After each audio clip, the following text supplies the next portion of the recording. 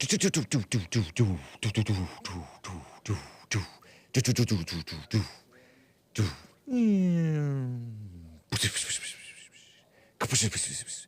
we're off. It is Thursday, October 26th, 2023, AD, Anno Domini, the year of our Lord.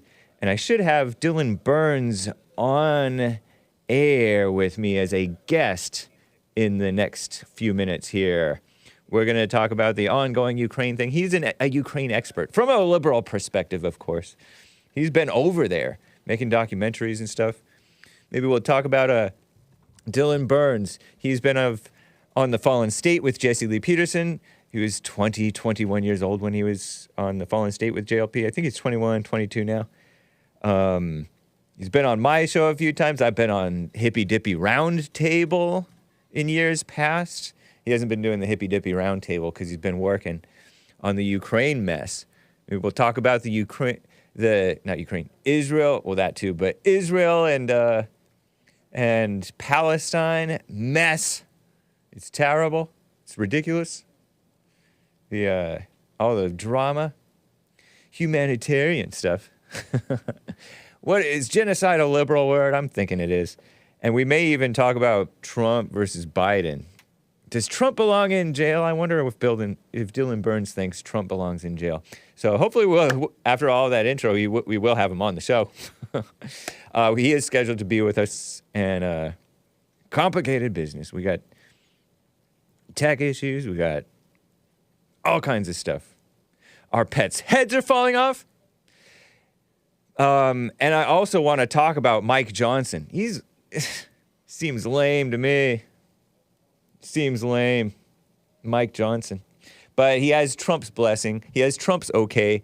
So he's okay in my book. He's about par for the course for what you would expect of a Republican. Maybe a little bit worse. Because I have pretty low expectations. But this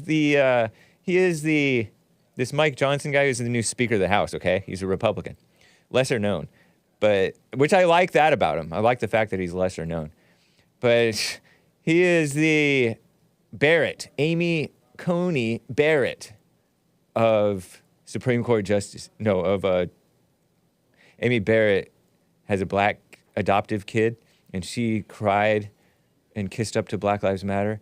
And it seems like phony Mike Johnson kissed up to Black Lives Matter mess and fake racism mess too. Ugh. Barf. Don't say barf, kids. I shouldn't have even said it. And watch out for those vaxes too, by the way, guys. The mainstream media even is warning about these vaccines. So, just, be wise, be careful. It's your body. It's your body on loan from God. It's your tent. It's your temple. So anyway, hopefully all that and your calls. You can call in and talk to Dylan Burns. Tapface, is Tapface here in the house? Tapface Joker, NYC. But anyway, everybody, let's get right on with the show. 1, 2, 3, 4. Oh, it's the Hake Report. The Hake Report. La la la. Oh, it's the Hake Report. The Hake Report. La la la. Hey guys! Oh, it's the Hake Report. The Hake Report. La la la. Oh, it's the Hake Report. The Hake Report. La la la. So, how you guys doing? I am fine. What are you wearing? What are you wearing? What are you wearing today? What are you wearing? What are you wearing? What are you wearing today? I am wearing the Great White Hope t-shirt from the Jesse Lee Peterson Teespring prototype. Now, we don't have a Jesse Lee Peterson Teespring. You got banned from Teespring. What in the world? But I do believe that you can find yours by going to rebuildingtheman.com/stores and then looking at the Jesse Lee Peterson Society6 page. And is it there? I do believe it will be there.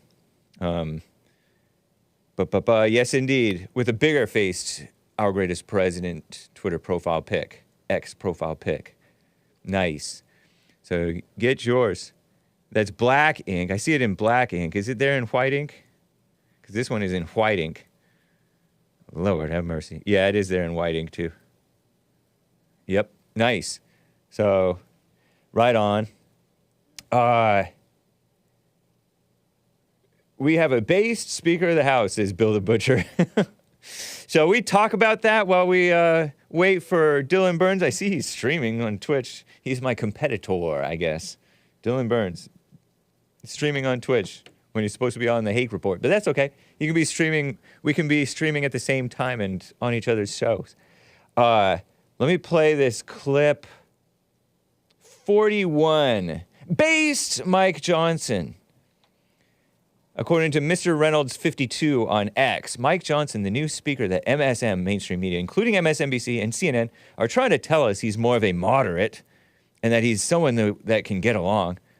Tell me what you think about his discussion of women's rights at a hearing. Fanatic, says Mr. Reynolds 52, who is a liberal. He is a liberal, Mr. Reynolds 52, and black, apparently. Looks black. Well, he has a picture of... who's that guy who died? South Africa, former president, Rainbow Coalition type of guy. Communist pig guy. Man, Nelson Mandela. Father of three. Show the screenshot of the Mike Reynolds before we show this clip. Mike Reynolds on Mike Johnson. Mike Reynolds, father of three.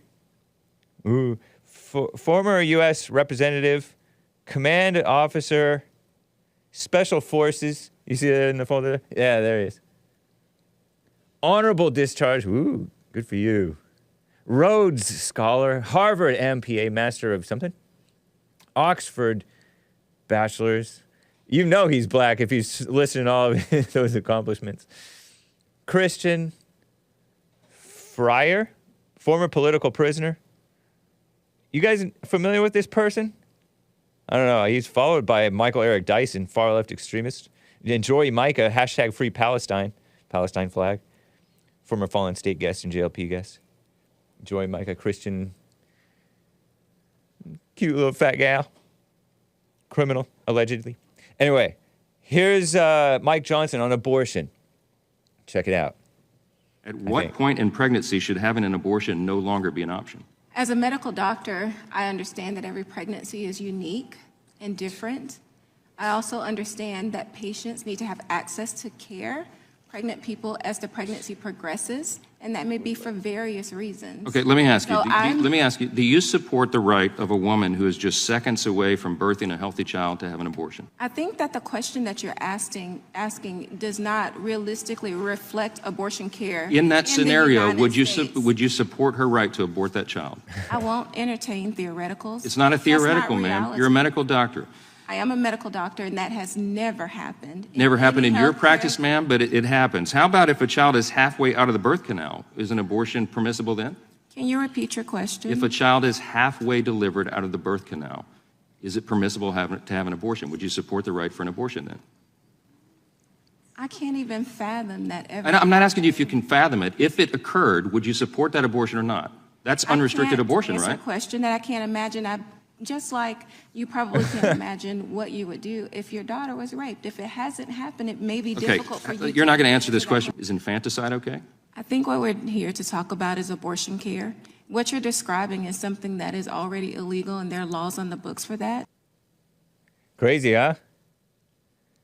That tells us more about the black woman who calls herself a doctor than the Mike Johnson who is peppering her and hounding her and harassing the poor gal with questions in this Senate hearing. Or no, House hearing. House Judiciary Committee hearing on and she kept on calling it abortion care. More like abortion doesn't care about the baby or the man, the father. Abortion is so evil, man, says Willie Powell. Yeah, and it's an ugly topic. Some people don't like hearing that topic. So let's move on. So that was Mike Johnson being, why can't these people answer with a yes or no? She did make an interesting point. Since it hasn't happened, I don't know what I would do. I don't know what the situation would be. But I think that it would be safe to say, in general, I would not support it. Can't you just say it? Got him, Hake. Good one, buddy. What, when I said abortion doesn't care? Yeah, abortion care. They're just... Anyway, here's the other clip about Mike Johnson. And this one, I don't think that we're so much on board with Mike Johnson on this one. Check it out. And I've thought often through all these ordeals over the last couple of weeks about the difference in the experiences between my two 14-year-old sons, Michael being a Black American and Jack being white, Caucasian. They have different challenges. My son Jack has an easier path. He just does. The interesting thing about both of these kids, Michael and Jack, is they're both handsome, articulate, really talented kids, gifted by God to do lots of things. But the reality is, and no one can tell me otherwise, my son Michael had a harder time than my son Jack is going to have simply because of the color of his skin. And that's a reality. It's an uncomfortable, painful one to acknowledge, but people have to recognize that's a fact. What should we do about that? I think that we really do need systematic change. I think we need transformative solutions. I think we're at a moment where we can begin to do more to form that more perfect union, as it says in the first line of the Constitution. What a nutcase, huh? More perfect union. He sounds like that one guy from the Atlantic who was on the debate with Jesse Lee Peterson at Politicon several years ago with the evil ACLU and that woman who Julissa Arce, I think? Julissa Arce, former illegal alien, still an activist for the illegals. A purported Christian gal. Democrat. GG says his wife said it was a freak accident. I'm pretty sure he got that child by way of adoption. Gifted by God. African American. Hold on. 14-year-old African American boy. See, I searched black and black doesn't show up in the Wikipedia article. Early in his married life, he and his wife took in a 14-year-old African-American boy and consider him to be part of their family. Oh, his life is just going to be harder just because he's black, because of the color of his skin. How does that make sense? Is that true? Is there any truth to that? And if there's any truth to that, why is that? Is that systematic racism? We need to change stuff on the systematic level? You sound like a lame-o, kiss-up, phony Christian guy, dude. First and foremost, he describes himself as a Christian, an evangelical Southern Baptist. My faith informs everything I do. He and his wife, since last year, March of 2022, Mike Johnson and his wife, Kelly, have co-hosted a podcast. If I ever co-host a podcast with my wife, slap me upside the head. Where they discuss public affairs and other issues from a Christian perspective. He seems nice. The Word of God is, of course, the ultimate source of all truth. So where did you get that in the Word of God that the black kid is going to have a harder time just because he's black? Maybe because you're poisoning his mind with negative expectations and then he's imagining these things. And it's self-sabotage, self-fulfilling prophecies. Ever heard of it? That's probably a liberal word, self-fulfilling prophecies. That's not in the Bible either. But you are condemned by your words. That's in the Bible. So that's Mike Johnson. Well, just a little taste about him. They married in 1999. They're in a covenant marriage, says Sean, per Wikipedia, I think. Aw, isn't that cute? While we're still waiting for him, right? Okay. While we are, does he know? I think he knows. He sent us something on saying that he's out. He's coming back. 10 minutes? Oh, okay, nice.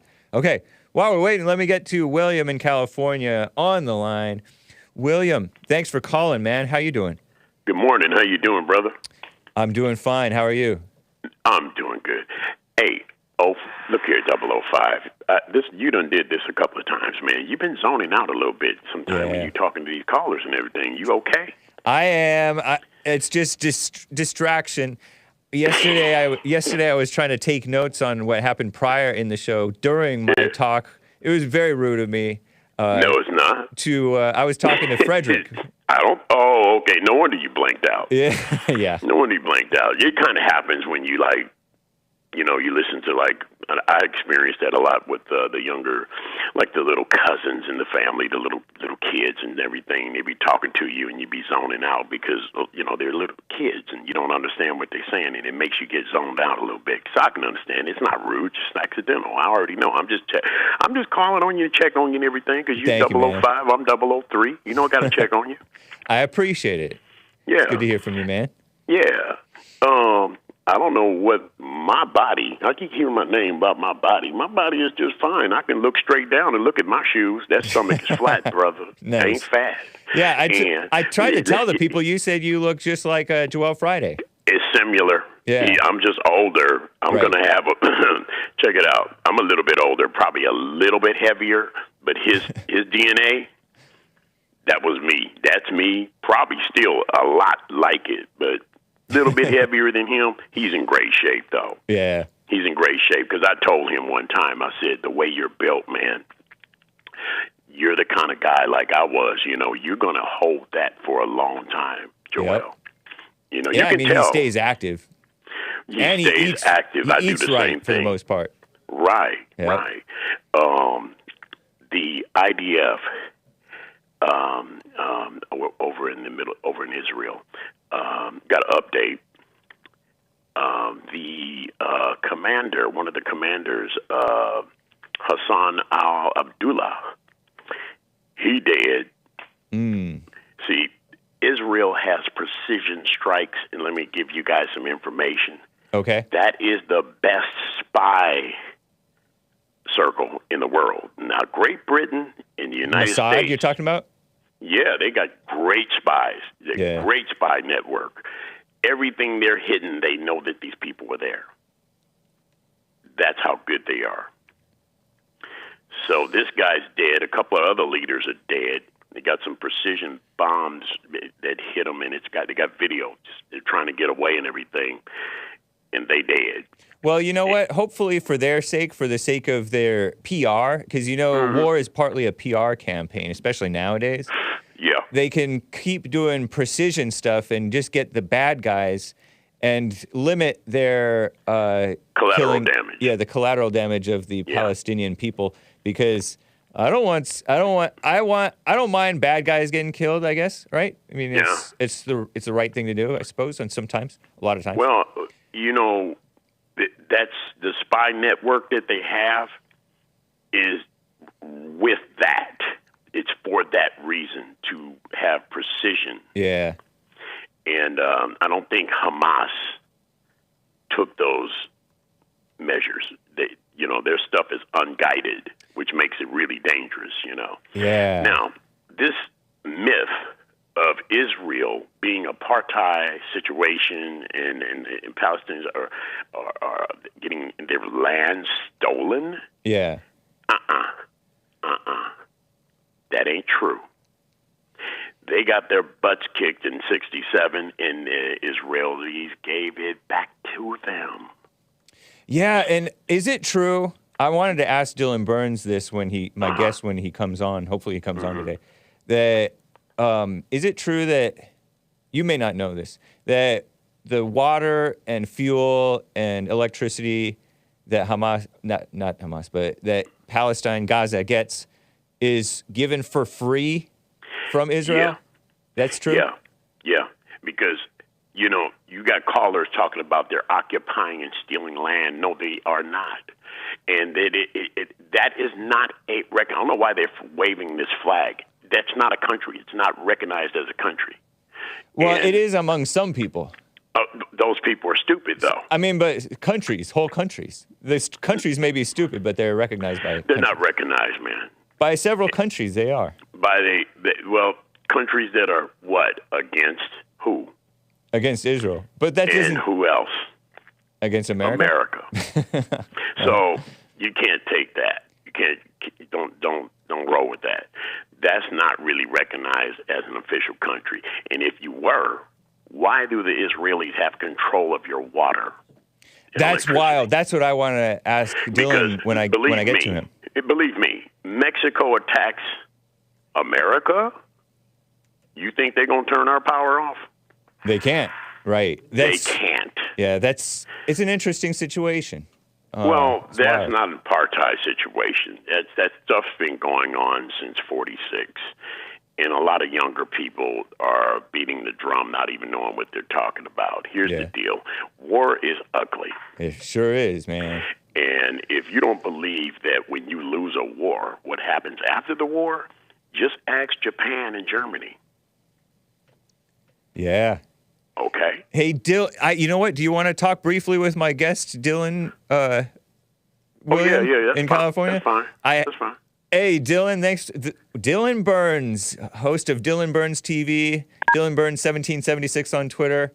Been on my show. I've been on his show. What's up, Dylan? You're live and jumping right in with William from California. I don't know if you've heard him talking about Israel and Palestine's.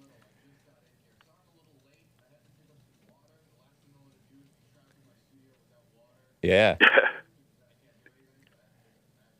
Good morning, Dylan. No worries, man. I appreciate it. I know you're you're not in a cushy situation necessarily there in Ukraine, right? Somewhere? Yeah, I'm still in Ukraine for one more month. Then I'm going to head home, be with family for Thanksgiving and Christmas, which I think is important. Then I'll be coming back over here early next year. Okay. He's been on the show before, I think, right? Yeah. Dylan Burns, young man, Democrat activist and war correspondent. Oh yeah. Yeah, he's a war correspondent in Ukraine, and he knows a lot about. Dylan's safe. I hope you're safe over there, man. I mean. Yeah, I think he's trying to be careful. I hope. Yeah. Can he hear us? How you doing, Dylan? I can hear you. Yeah. How you doing this morning, man? I have a really messed up sleep schedule due to doing my show at late. Mm-hmm. So even though it's a little later for me, it's still early for me, but I'm feeling good. Everything's doing okay. It's past 7 p.m., but I do my show from 1 a.m. to 5 a.m. when I'm not out east filming. So for me, this is actually quite early. Well, I appreciate you getting up early to come on Hake. Mm-hmm. That's not an easy thing that you're doing, Dylan, because there have been people that cover wars before, like Vietnam. And some of those reporters had to pick up M16s to save their lives. Wow. So war's not pretty. Yep. Yeah, no, war's not pretty, that's for sure. Yeah. Oh, can you put them on the screen? We're trying to get that. You're trying to get it? Trying to get the what? You're trying to get him on screen? Oh, okay. Yeah, he's not on screen yet, but anyway. Dylan, while I have you with William, what do you say about Israel? Would you consider them an apartheid state? Are they occupying Palestine? Is it legitimate to consider Palestine a country? What do you say to that stuff? So it was being asked, and I didn't hear much of the back and forth, but I heard some of the conversation about people not recognizing Palestine as a state. The position that is held about Palestine not being a state is actually considered a radical position internationally. There are not a ton of countries that don't either recognize the Palestinian right to national self-determination or that they either exist or a country or should exist as a country. I think out of all the UN member states, 138 out of 190, I think it's 192 or 3, recognize Palestine as a country. Palestine has a member, a UN member with a seat that doesn't have a right to vote since they still haven't been able to be unoccupied and they still have much of their affairs dictated by the Israeli government and the West Bank, and there's still a blockade in the Gaza Strip. But most nation states do recognize either Palestine's right to self-determination or recognize a country or national identity such as Palestine. So they are recognized by most of the international community. By some countries, yeah, I agree. Yeah. As for what was the other question? Sorry, I wanted to respond to that. Are they being occupied unfairly, apartheid by Israel? Occupation? Absolutely. I mean, under international law, it is considered occupation. Now, you can, if somebody wants to say that all this land belongs to the Jewish people because of the religious roots or, the 1,000-something-year-old history of the land, I don't want to get into like a biblical argument about the Torah or the history of the Jewish faith. I'm not Jewish.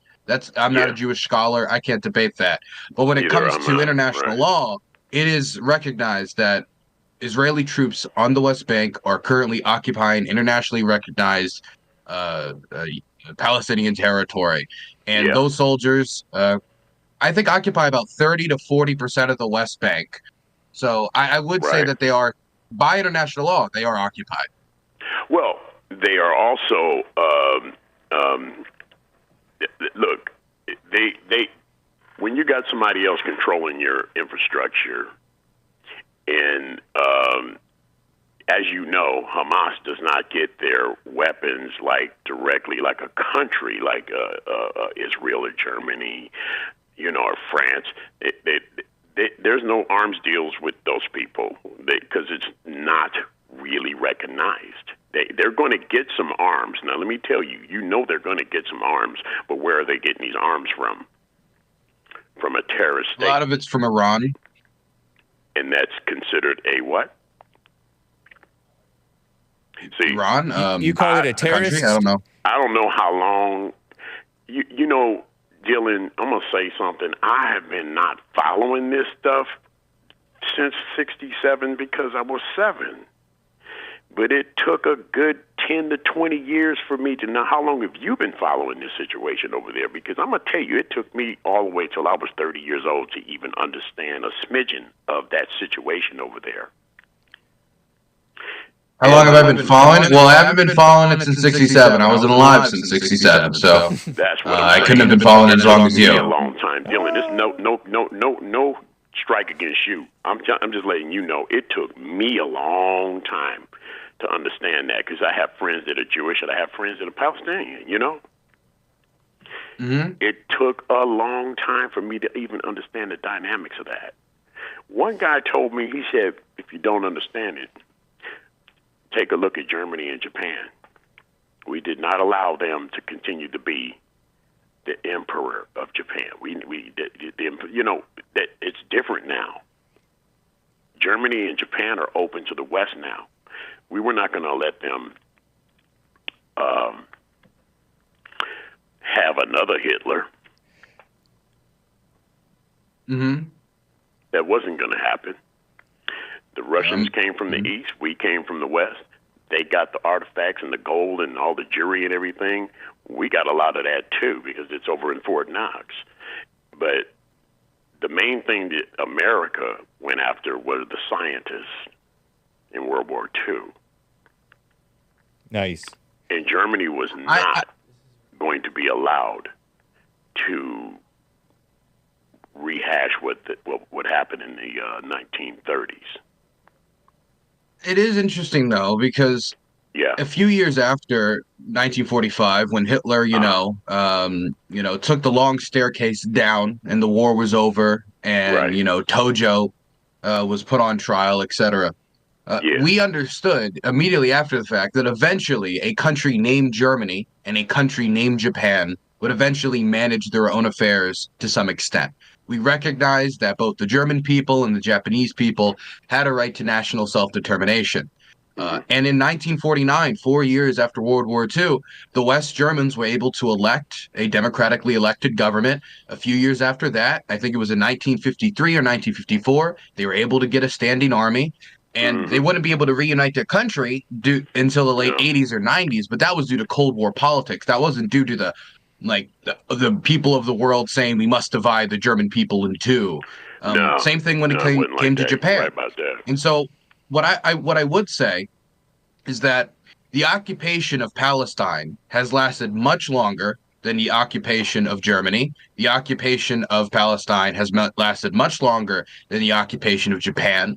And whether or not there was a war in 1967, if there was a war in 1948, eventually, at some point, the world has to recognize, in the United States and Israel primarily, needs to recognize the Palestinians' right to self-determination and the fact that I think that they deserve a state.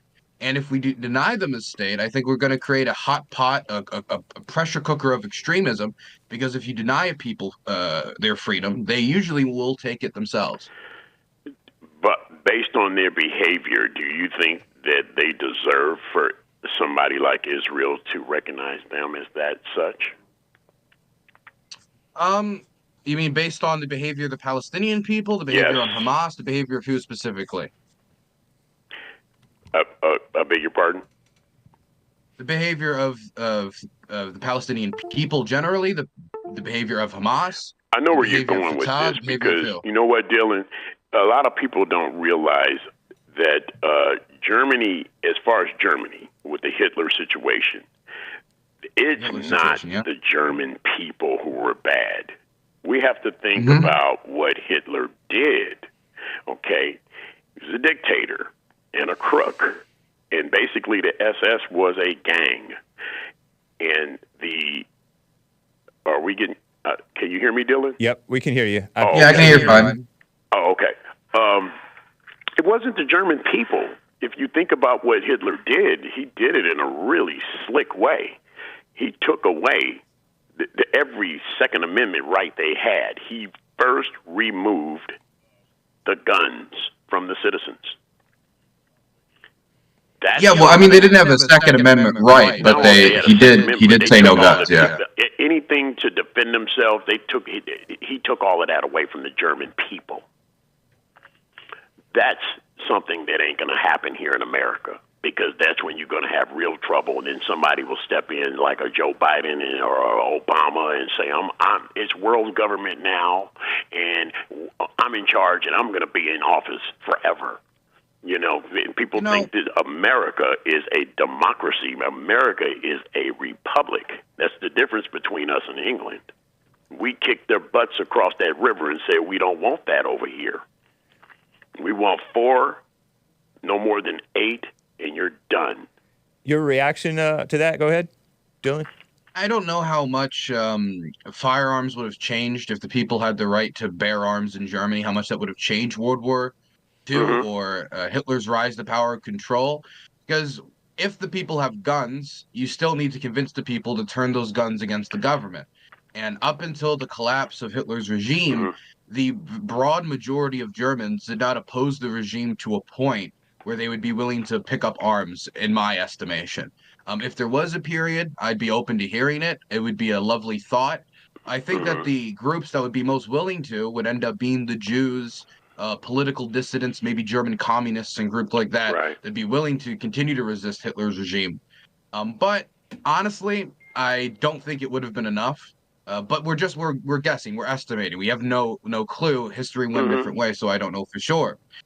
Bringing it back to Palestine, if we recognize that the German people as a people aren't necessarily rotten, and so they deserve to have a state, even though their nation committed the worst crime against the Jews of the 20th and 21st century.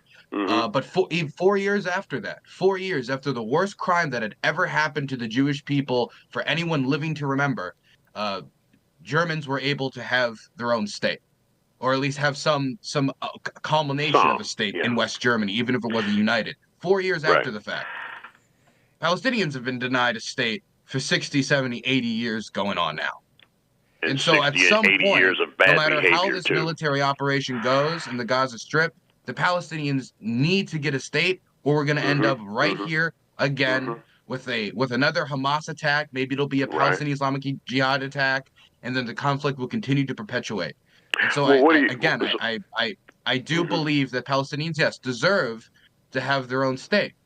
I don't think they deserve that. William, I have to let you go, but I have a super chat that I would be remiss in not reading before I let you go.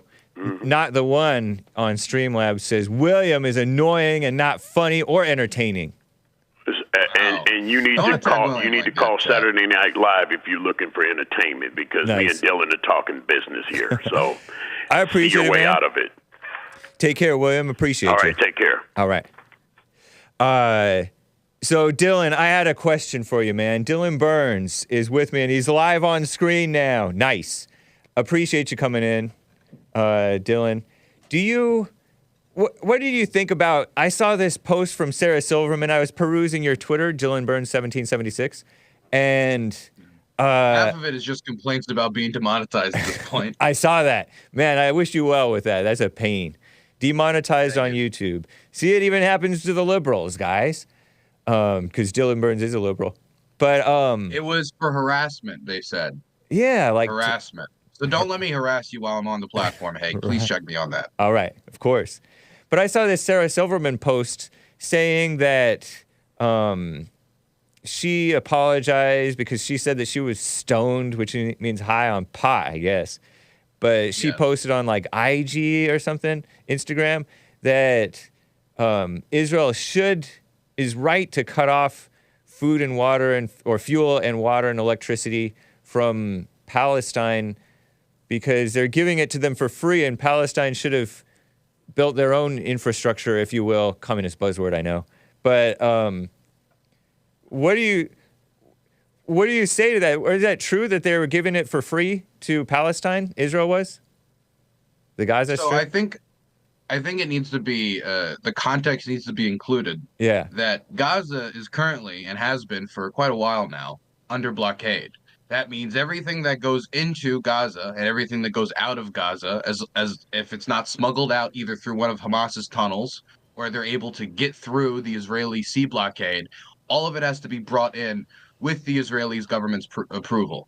We're talking food, water, anything that is brought into the Gaza Strip, the Israeli government has to approve. For years? The water that's been happening for years? In Gaza is I forget the exact amount of years. I think this is since 2006, actually, since Sharon pulled out, I believe. So this has been like this for like 15 years.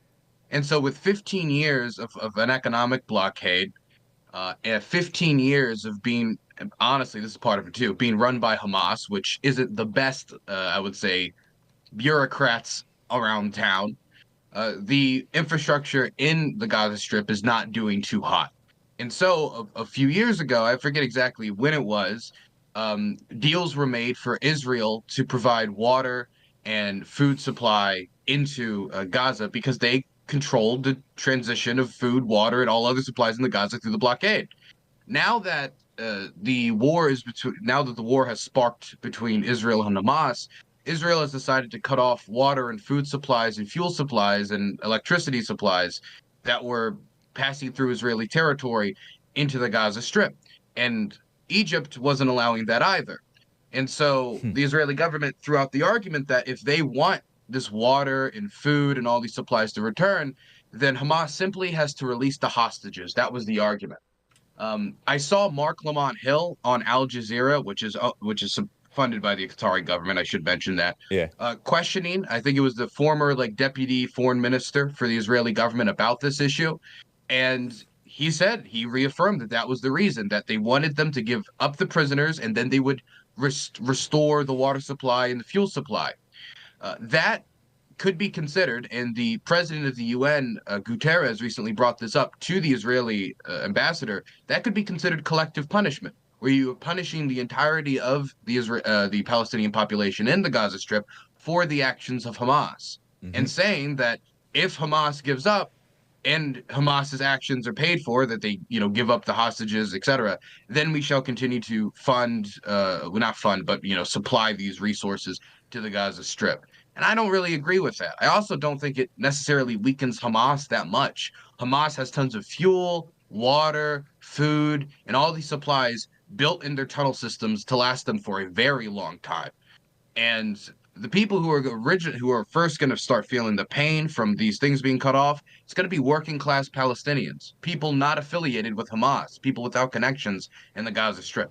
And so that would show that Hamas doesn't care about the people either, which I guess everybody already knows 100%. That. I would agree with that. Like, if I was Hamas, I'd give up all the hostages immediately right now. But I'm not Hamas.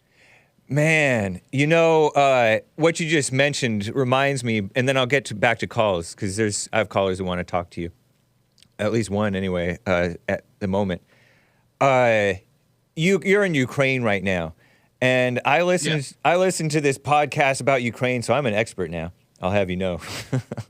This guy said that basically he didn't use these words, but Putin is in basically like fighting with a tar baby situation right now, where the more he fights, the more stuck he is, and he's really stuck now in a bad situation. Because he was told that this Ukraine offensive would last less than a week. It would be over real quick. But now it's going on 2 years or something. And now there's been millions of Russian lives lost and Russians maimed and hurt and family members. And so politically, he has to have something to show for all of this cost of lives and limbs, if you will.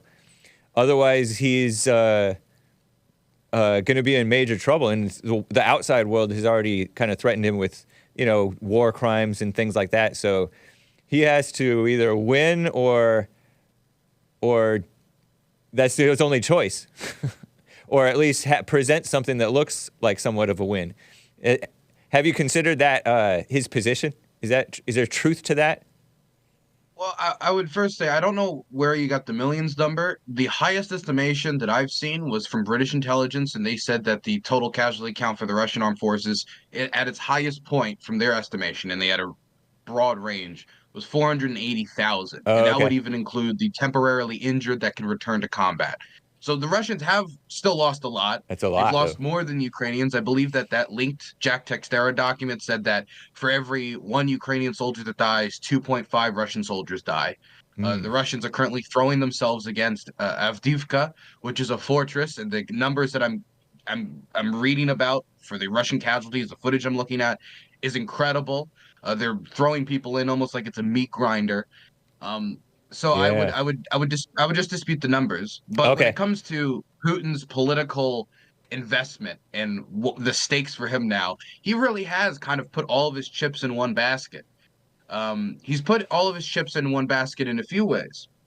And the first way, as you mentioned, is politically, where Putin has advertised himself as the person who brought Russia out of chaos. He brought economic, military, and political stability out of the chaos of the 90s after the collapse of the Soviet Union, when Russia was humiliated in front of the world, et cetera, et cetera, et cetera.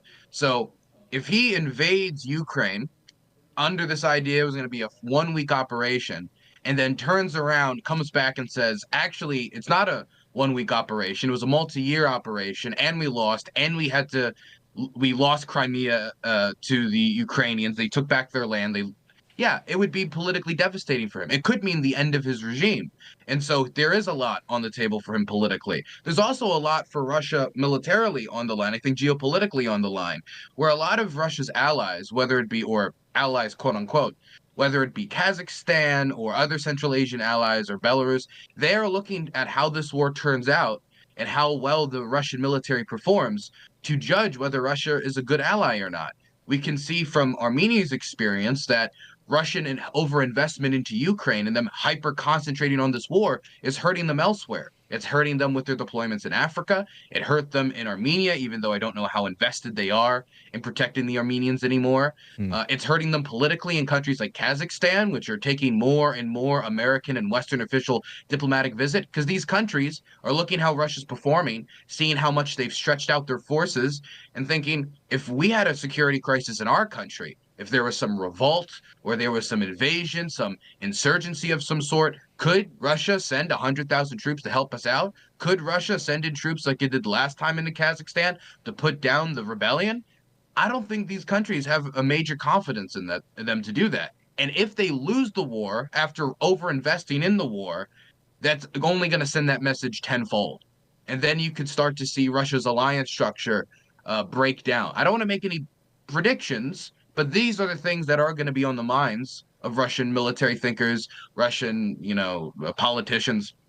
Now, I also want to add here that whether or not something is politically unacceptable doesn't mean that it still can't become reality. The idea of the Soviet Union invading Afghanistan and losing to a bunch of, and I don't mean to be mean by this, but a lot of them was illiterate goat herders and, farm hands. This is something that happened in the past already?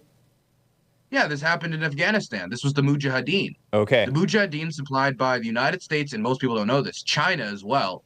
China helped them as well, was able to defeat the Soviet Union, a military alliance much stronger than Russia today, which included more countries than Russia today has, contributing to its war effort in Ukraine. And in 10 years, they lost, pulled out, and then the Soviet Union collapsed. The Americans experienced this in Afghanistan, even though we're much more powerful, and the idea of losing in the country that we invaded to repay the debts of 9/11, that would have been unthinkable 1, 2, or even 3 years into it. In fact, when Obama was elected 7 years after 9/11, he was saying that the war in Iraq was the bad war, but the war in Afghanistan, that was the good war. And so even 7 years into it, we were still like, no, we have to win this one. We have to win this one. But the reality of the situation eventually forced us to pull out, because the last thing you want to do is keep investing in a sinking ship. And that would be my advice to the Russian government, even though they're not listening to me. Don't invest in a sinking ship. Don't invest in a sinking ship? Quit while you cut your losses? Like, hey, do you think another 20 years we would have won in Afghanistan? No, what is winning? What does that even mean? Like, I think we're only continuing to lose. That's another question you have to ask the Russians too. What is winning? Yeah. Because they're not going to take over the whole country. I don't think anybody's under the delusion that one day the Russians are going to march into Kiev. We're going to march into Lviv, at least during this war. Maybe if the war is frozen and then 15 years down the line, if people are like, we don't want to help Ukraine anymore, you could draw out a scenario down the line. But the idea that they're going to be marching on Kiev anytime soon, that's not happening. So what is Russia's definition of victory? Because it keeps changing as their military power continually fails to meet up to their political demands. What I've heard is that they're throwing 1,000 guys to the front lines every day and losing 400.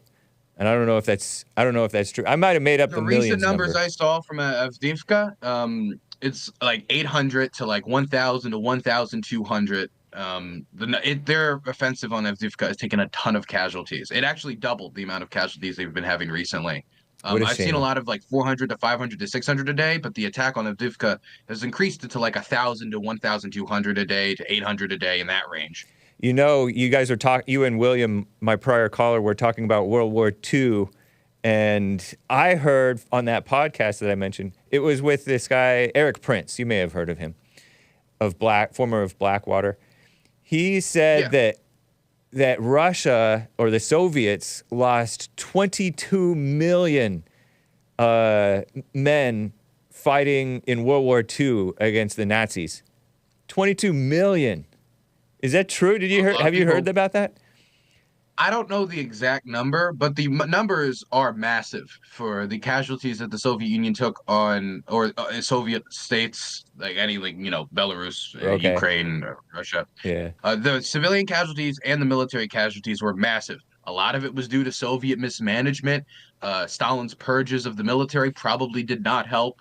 A lot of it also was Stalin's own brutality towards his own soldiers and disregard for their lives, but also it was just due to Nazi brutality and viewing the people of the region as subhumans who deserve to be killed and removed from the land so they can bring in German settlers and expand the quote-unquote German Volk.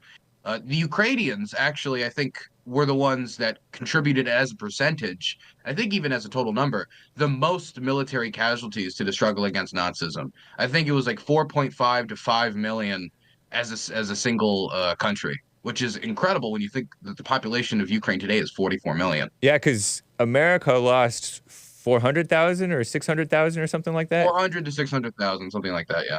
Wow, that's wild. I have a caller who wants to get back to the Israel-Gaza situation, then we can talk America. I don't know how much time you have for me, Dylan, but I appreciate you coming on here. Happy to be here. LatinA in CALI, as opposed to Latinx, it's LatinA in CALI. You're live with Dylan Burns. LatinA, how are you doing? Hi, thanks for taking my call. Yeah. Hey, Dylan, what's the capital of Ukraine? It's Kiev. I'm sorry, could you say that again? Kiev. Okay. So I'm not really sure what's going on with Palestine, or if it's a state or if it's not a state, but it kind of sounds like some group of idiots like Antifa, who claim to maybe be like a certain religion, went to a little tiny town and set up camp there and declared it their nation, and they blocked off the roads and just took it over. And like the U.S. government has no control now over it. Is that like CHAZ and CHOP, or is this a new thing, or is this like the CHAZ CHOP stuff from a few years ago in CALI?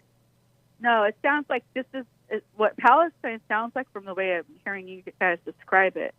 Sounds kind of like a group of people like Antifa went and took over a town and just like set up camp. You can't pronounce it like that. This is a family show, LatinA with the Hake. Children listen. It's called Antifa. Well, I thought we're not allowed to say the real word, so that's why I said it the other way. Oh, no, you can say Antifa. I've never been censored just for saying Antifa. I've been censored for other things, but not that. That's not helping. Right. That's even worse. So anyway, I would say there's a difference between an anarchist commune or CHAZ, CHOP, or any of the things that were set up in CALI, those where they took over like that small part of that city or town. I think the main difference would be that, well, there's a bunch of differences, but one big difference would be international recognition. There's no international recognition for CHAZ or CHOP. There was no UN body saying the people of Antifa land deserve. Hold on, LatinA. Let him finish his point. You can respond. No, I don't want him to keep on. No, I want him to be quiet. No, but this is not your show. You can't. Woman, you gotta be quiet and let Dylan finish his point. Okay, fine. All right. Go ahead, Dylan. I would say that the international community recognizes the Palestinian identity and the right for the Palestinian people to have self-determination. There are multiple international recognized. There's like multiple negotiations that have been done between the Israelis and the Palestinians, recognizing the Palestinians as a negotiating party for their own statehood. 133 member states recognize them as a nation state. I think that there's much more depth to the Palestinian claim of statehood, their cultural identity, their history, and their ties to the land than CHAZ, CHOP anarchists had. And I believe that I don't think it's the same. Definitely since the people who are living in the West Bank and living in the Gaza Strip have lived in that part of the world for generations and generations. I think it's a little different. CHAZ was up in Seattle, which is basically California, but it's West Coast anyway. But it's all it sounds like a bunch of thugs no matter what you guys say. They sound like a bunch of idiots too, but thanks for taking my call. Thank you, LatinA. Appreciate it. Take care. Wow. Okay. Dylan, what do you say about Biden's handling of this situation? Is it my imagination, or is the world going out of control under Biden when it was relatively peaceful, except for that one Syria thing, I guess, under Trump, our greatest president? I remember, I forget which, I think it was some like author who said this, but there was this one thing that someone described to me once as the presidency. It really connected with me. World leaders are kind of like people on a raft going down the river. They can't control everything that's going to come in their direction, all the obstacles and rocks and logs that are in the stream as you go down the river, but they can, with a stick, try to push and maneuver the raft to try to avoid these problems, try to avoid these barriers the best they can, and keep the country, the raft, in good shape. The Russians had interest to invade Ukraine for a very long time. The ideological reasons for the Russian invasion of Ukraine have existed for not just like a decade or two, but hundreds of years. I mean, that Russian imperial theories around Ukraine and its right to belong to Russia have existed for a very long time. The struggle between the Palestinians and the Israelis have existed for like 80 to 100 years now. these aren't like new issues that have just popped up because Biden was in office and he looked very weak. I think these are issues that have been boiling under the surface or have existed on the geopolitical scene for a very long time. And now that the issues have come up again, Biden has to do his best to try to deal with the issues. Just like Donald Trump couldn't have controlled the fact that COVID broke out. It's not like he's in Wuhan, on the ground with like some disinfectant, trying to stop any diseases from coming out of there, right? So I think the presidency isn't as simple as Biden was in office, an international crisis started while he was in office, therefore it was Biden's weakness that caused it. I think that's very America-centric thinking. And you don't think that had anything to do with it, though?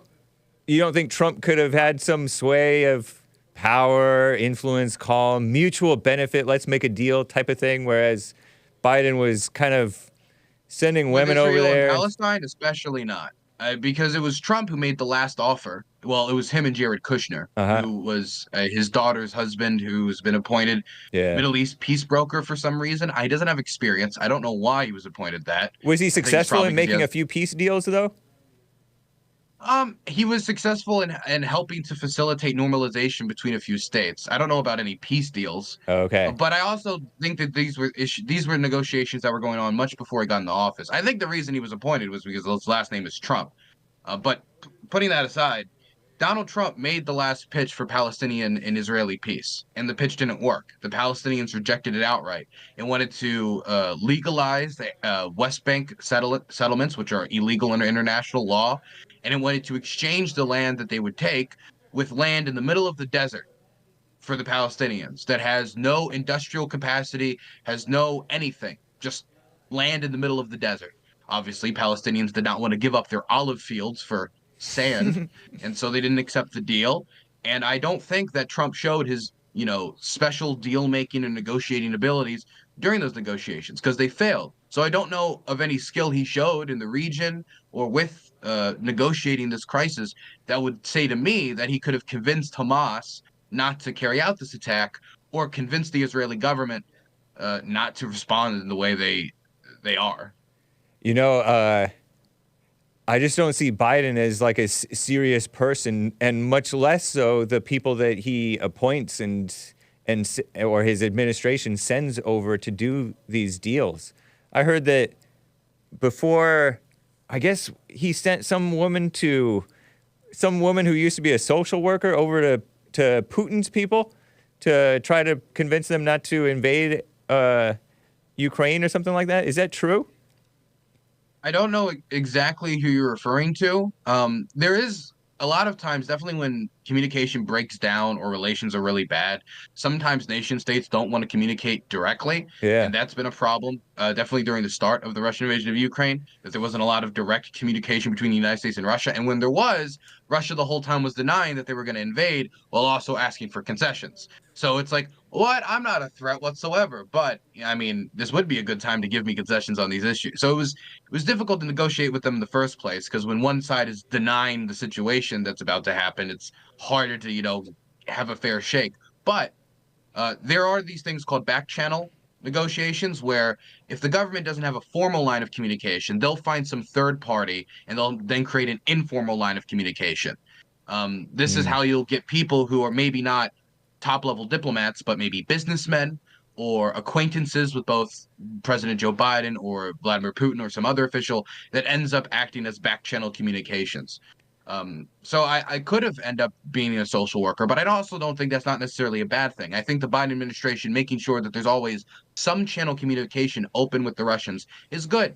We're two nuclear-armed states. We're on two different sides of an ongoing war. I think it's important for us to stay in active communication. You acknowledge, though, that Biden is quite weak and not respected on the world stage, right? Or do you? What do you mean by weak? Like physically weak? No. Or do you mean like politically? He doesn't. Like, he doesn't project actual strength. Like he, as a man, just doesn't seem. He plays tough, but he doesn't seem tough. He doesn't seem like a man of his word. Truly, he doesn't strike fear or respect into people's hearts. A man of it. You think that Trump feels like more of a man of his word? Yeah, definitely. I don't know, man. It feels like he went back on a lot of either commitments or back on a lot of deals. For example, pulling out of the Iran deal did not make us look like America stands by its commitments. It looks like America made a commitment and then within a few years pulled back on that commitment, which embarrassed our European allies and Good. completely tanked the Iran deal. Or we could look at, for example, but that was under Obama. That was like a bad deal, the Iran nuclear deal. Do you think? Well, whether you think it's a bad deal or not, yeah, it was us pulling out of a commitment we made. But Trump did not make that deal, and the American people didn't want that. Anyway, go ahead. Do you think that's how the international community views it? When America makes a deal, and then a few years later, they's like, "Never mind. Actually, this was stupid. We're pulling back." That's not how the Iranians view it. That's not how the Europeans view it. That the way the world views that is, oh, American leadership is unstable. They're not able to keep course correct. They're not able to stay on one path. Another example of this for Donald Trump would be Syria, where one second he's saying we're going to pull out of northeastern Syria because the Kurds weren't with us on D-Day. Next week he's saying, actually, no, that's a bad idea. Sometimes these decisions are being made in the middle of the night, flip-flopping on it, back and forth, back and forth. I don't think that Trump is considered somebody who sticks by his commitments on the international stage more than Biden. No, Donald Trump is also somebody. Go ahead. Sorry, continue. I was going to say, you can go on. Trump from the start was never for that Iran nuclear deal. I think he was talking about it even as a candidate. So he kept his word that he was going to get us out of that bad deal. And then I don't know about the Syria thing. He didn't keep his word, but I thought we were talking about how the international community views Biden. I'm not talking about how American voters view Biden. I'm talking about how the international community views Biden versus Trump. Oh, but you're thinking about people who don't matter, like the European community doesn't matter. I thought the question was we need to impress them with our strength. Our enemies are the ones who matter. Our enemies are the ones who need to respect us. Like Trump had the respect of Putin, of Xi Jinping, of Little Rocket Man, of maybe the Iranians too, honestly. What makes you think that he had their respect more than Biden? And what makes you also think that this respect necessarily would matter? One, just looking at Trump, you can tell, and as well as I can tell, that Trump is a solid man of respect and honor, whereas Biden is just a wishy-washy. He seeps with honor. Whereas Biden is a wishy-washy, go with the political winds and pretend to believe in the racism stuff, and that's your whole reason for running for president. It's a joke. Whereas Trump is running for president to save the country. I just don't agree with you. I think that Trump has been shown to be very wishy-washy. You can tell this. You can on certain things that don't matter.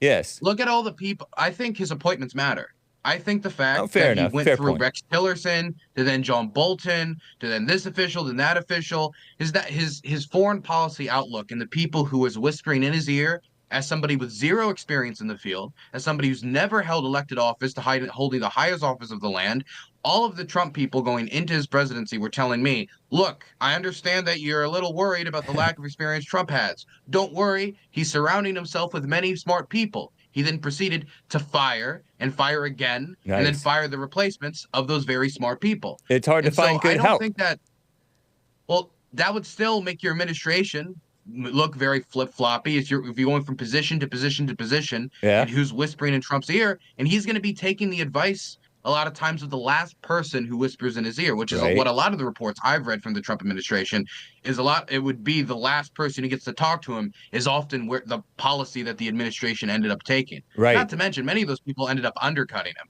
because of the stuff he was recommending in meetings. Yeah. You know what? I like that Trump is unpredictable. I agree with you that there were weaknesses with the appointees. Like I said, it's hard to find good help these days, and people are not loyal. They're not faithful to the people or to what's right or to their bosses. So it's a real shame. But I can't really blame Trump for that, and I kind of like that unpredictability. It keeps the international people on edge. It forces them to respect him. Can I bring up one example when it comes to the Chinese that just perplexed me about Trump? Yeah. The issue of Taiwan is an issue that I care about. I believe that it is important for, number one, and I think this would probably be maybe more important for your viewers, I think it's, as a country, it's very important for the American economy. Produces 50% of the world's microchips, including 80 to 90% of the more advanced microchips. Our economy, and the world economy, is largely reliant on Taiwanese microchips. I believe it's the right thing to do. I support Taiwanese democracy, and it has been the position since 1979, as passed by Congress, to help Taiwan defend itself. Now, Xi Jinping has had these calls with Donald Trump during his presidency, and Donald Trump cares a lot, and he says this in his books, he says this openly, he cares a lot about personal relationships when it comes to deal making. And so what Xi Jinping would do is he would call Donald Trump and be like, man, I saw that diplomat you sent over to Taiwan. That's not pretty chill. And then Donald Trump would be like, wow, I didn't know about that. That is not chill. He'd hang up, go to his officials, say, why is this diplomat or this official or this in Taiwan? It's pissing off the Chinese. Take them out of there. And this would keep happening again and again and again until they were sending the lowest level officials to try to not piss off Trump and to, in a certain extent, just not piss off the Chinese. And it reached a boiling point in one meeting, and this is reported by the Daily Beast, where he eventually looked at one of his officials and say, I'm sick of effing hearing about Hong Kong and Taiwan. That, to me, sounds like Xi Jinping was playing off of Donald Trump's over-reliance on personal relationships to play him on the issue of Taiwan. I don't know if that interaction, to me, emanates respect or emanates, playing him, if you get what I'm saying.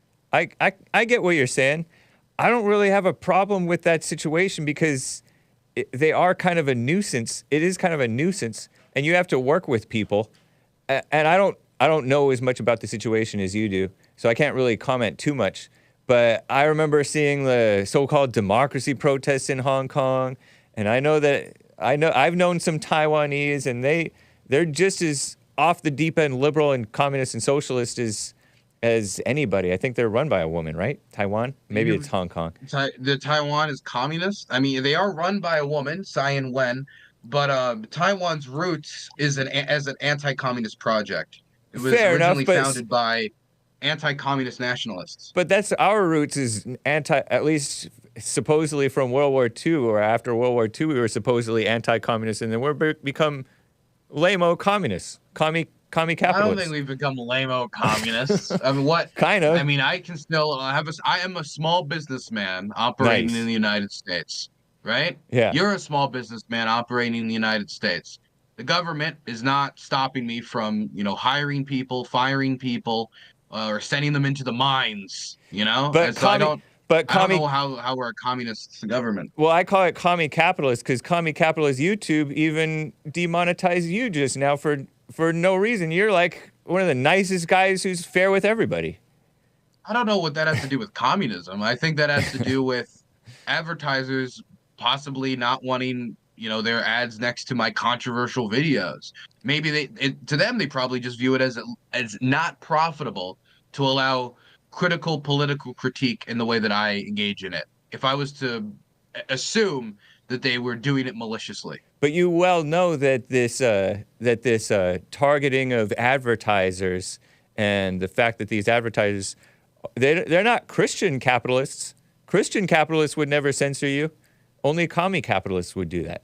I don't know if that's true. I mean, we can remember during the invasion of Iraq, what would the Dixie Chicks, came out against the Iraq War. They said it was very bad. It was very awful. And then mostly it was the Christian right who said this is terrible. This is awful. How dare you not support the troops? They started getting yanked off all the radio stations. Yeah. Because they didn't want to offend the largely Christian right-wing movement that was against them. So I don't necessarily think that a Christian capitalist couldn't end up censoring somebody. Fair enough. Fair point. You got me there. I don't know. Can you stay until the bottom of the hour? Through the bottom of the hour? Sure. I got nothing else to do right now. I'll stay. I'll stay just for you, Hake. I appreciate it, man. I want to take a quick break though. I have some music to play, so if you can take 5 minutes, man, and we're gonna get to Frodus, guys. I want to play Frodus. It's Frodus Thursday. This is the awesome machine. I'll be right back for more with Dylan Burns. We'll get to your calls if you'd like to call in. 1-888-775-3773. The Awesome Machine by Frodus from 2001. The album, We Washed Our Weapons in the Sea. Hang tight, guys.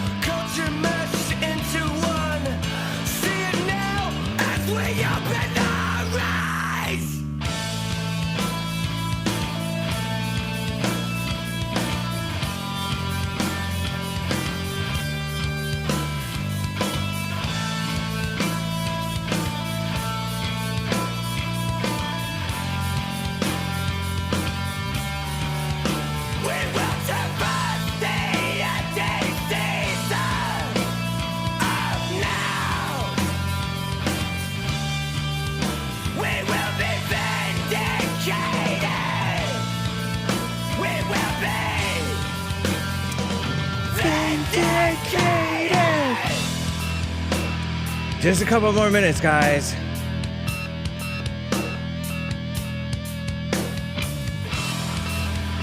You guys like Frodus? I know I do.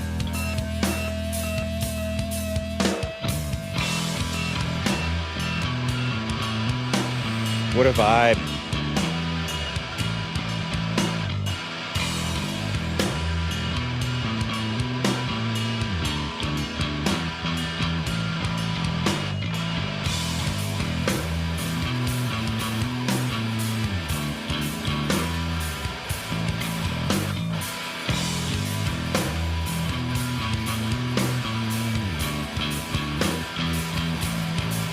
I kind of like him, Hake.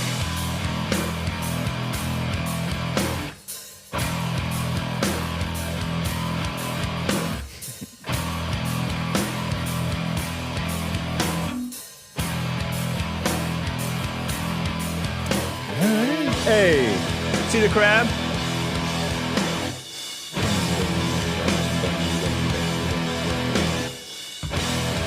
Why does the guy keep yelling?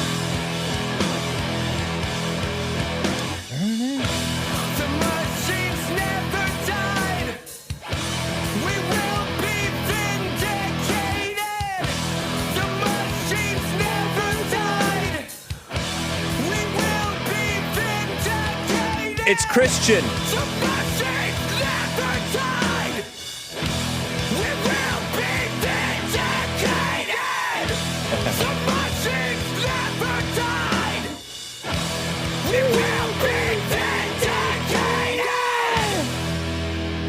Well, thank you guys for bearing with me through this beautiful music.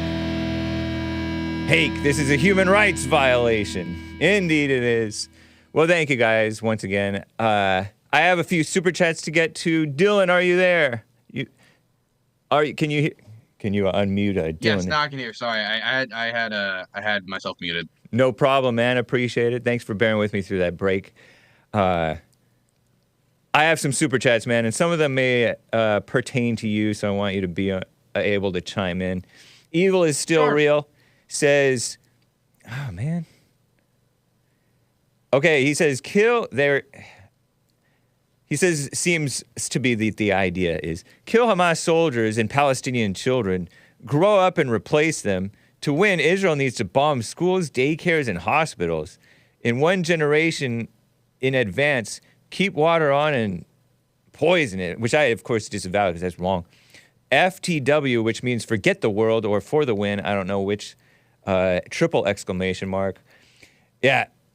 I don't know the meaning of that. Evil is still real, but that sounds... Some people stoop to that level, for sure. People get carried away in wars. Yeah, no, that's some evil stuff. I do not think... Well, number one, the Israeli government actually did, at one point, try to poison the water of the Palestinians. That was in 1948. They tried to poison their wells during the Nakba. So that wouldn't be the first time that this was... They failed. With deadly poison? It was a failed operation. Oh, yeah, they were trying to poison wells in Palestinian villages to basically force the people to leave. Wow. They ended up forcing them to leave in other methods, but that was attempted. I think there was some documents leaked on that like a year or 2 years ago. Ben-Gurion's government. But poisoning water is obviously evil, and if the more you brutalize the Palestinian population, many will go into exile, and then they'll hold a grudge against Israel for the entirety of their life, and I don't think it's going to necessarily bring about peace. Yeah. I think that the only way to bring about peace is to find some settlement that everyone can live with, because if the Palestinians can't live with it, they're going to make themselves be heard. You sound like Pat Buchanan there. You familiar with Pat Buchanan?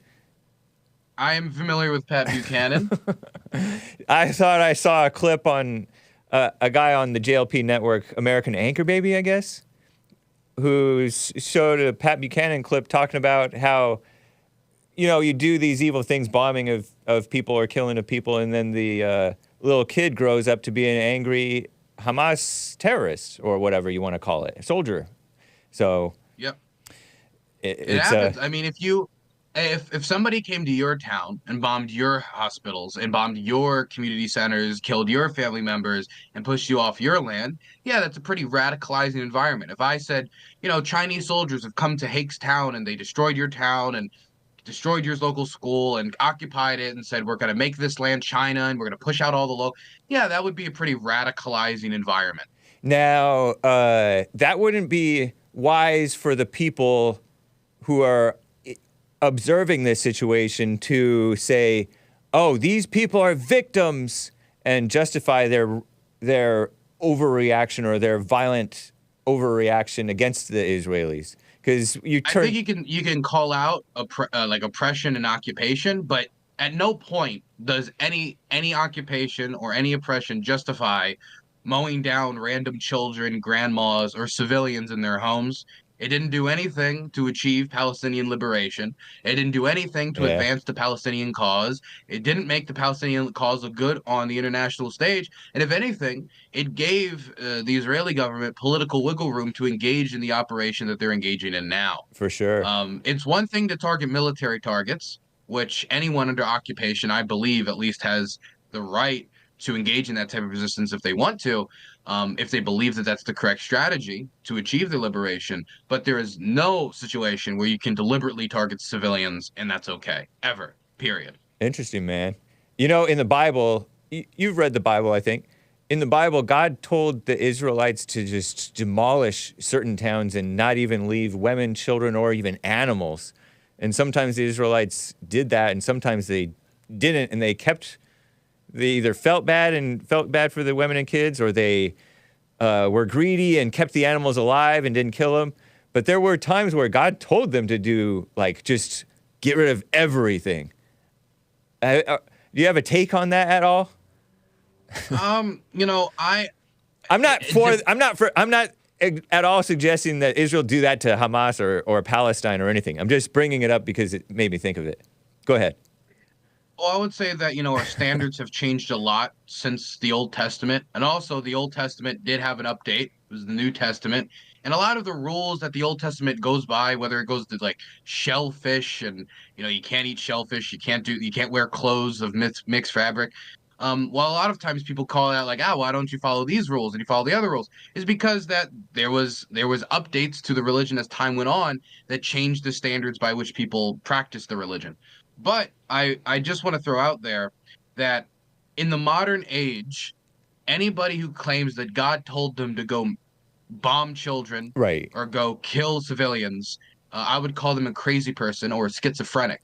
If you're hearing voices telling you to go kill those people, you sound like you deserve to be in a mental institution, not in the military engaging in those types of operations. I'd agree with that in the modern age, of course.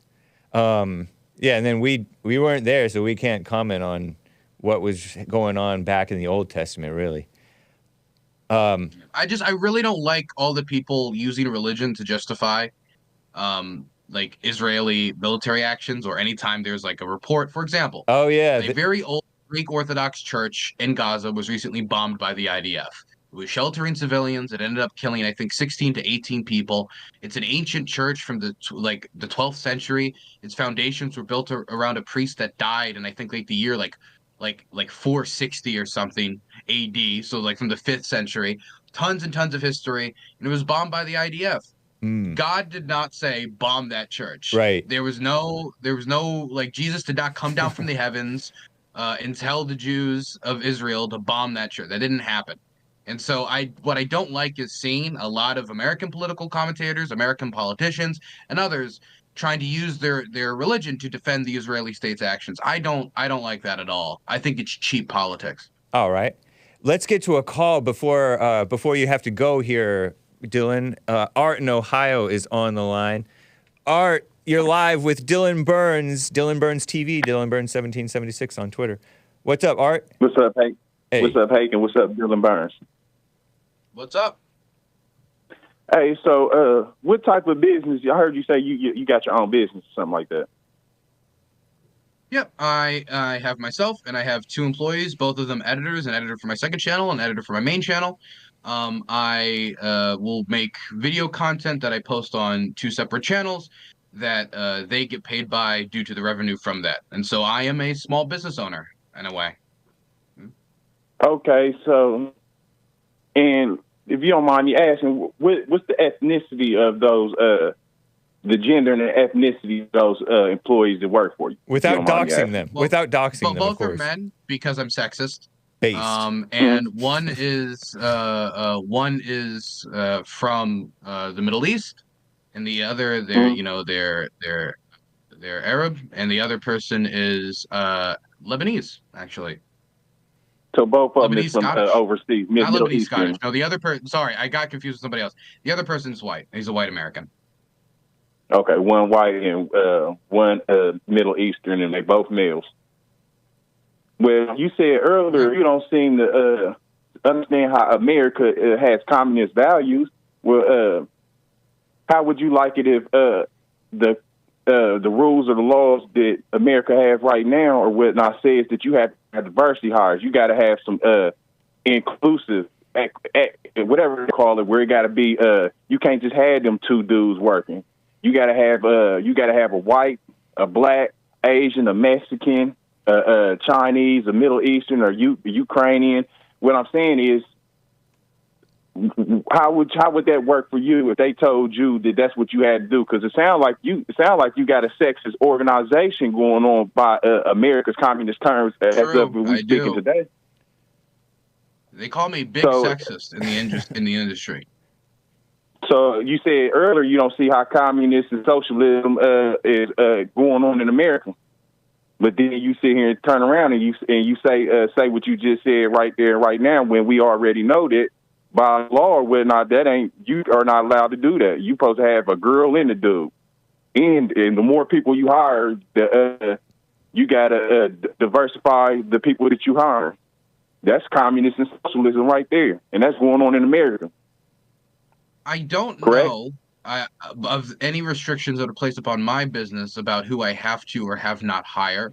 I don't know of any restrictions that say you have to hire these many black people or these many white people. The restrictions that I do know that are based in employment is that you cannot discriminate based on who you hire on their race. For example, if they were able to prove that I was hiring people and I didn't hire somebody because they were black. Let's say some audio came out. I was like, I was going to hire him, but he was black. I was going to hire this person, but he was a woman.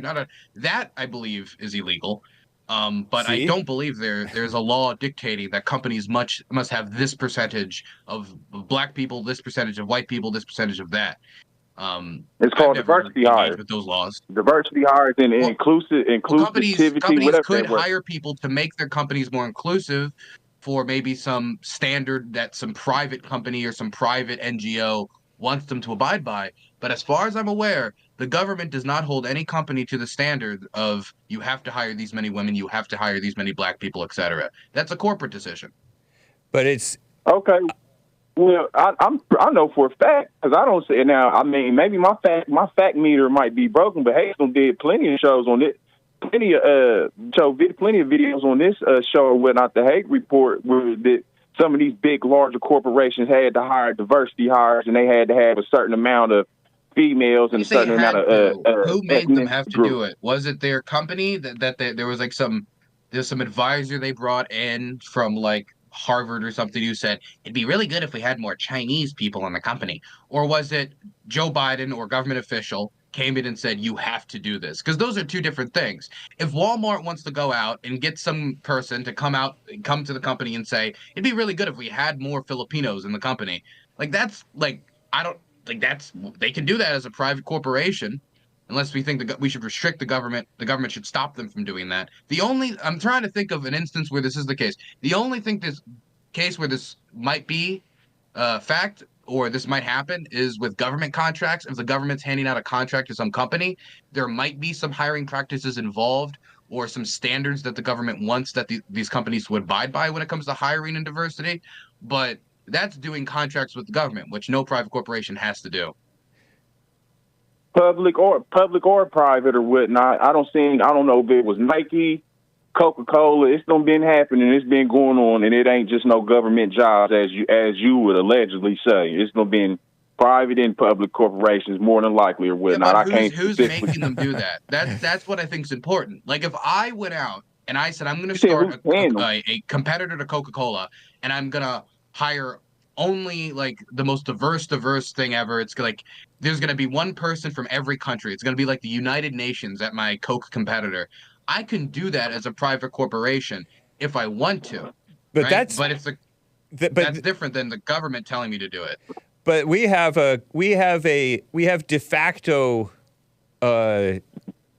anti-discrimination in the hearts of the people. The people have. It may not be a law. It may not be by force of the government, but just like with the censorship thing, it's not because people have a free spirit that they're being censored. It's because people have an oppressive spirit that they're censoring the people. You know, the corporations have an oppressive spirit, and the advertisers have an oppressive spirit. They don't have a free spirit. So same thing with this fake diversity value. Like we have Ketanji Jackson in the so-called Supreme Court because of kissing up to the black woman hire type of a thing. Yeah, and I don't know if you follow my point. Why she got hired. Go ahead. That's why she got hired, because she was a black female. That doesn't really connect with me very much. I do know that Joe Biden said, and he said this openly, yeah, that when he had a Supreme Court nominee, he would choose a black woman. I don't know. I don't think that's something, if I was running for president, I would announce this is the race of the person I will be hiring before I hire them and look at all the qualifications. That's not something I would do. But also, that is a far cry from just laws enforcing it. You could say you don't agree with that mentality, while also saying that that's not the government forcing people to engage in race communism or whatever we were referring to. Yeah. All right. I appreciate it. All right, I got to cut it short because I want to respect Dylan's time, but I appreciate you, man. Quick. Go ahead. Last word. I can take a few more questions if you want. I'm fine. I've got nothing else to do until 6. Oh, okay. All right. So my thing is this: if that is what the Supreme Court and the police force is doing, they're doing that because they're able to show that if they're not hiring these females or these other ethnicities, that is discrimination.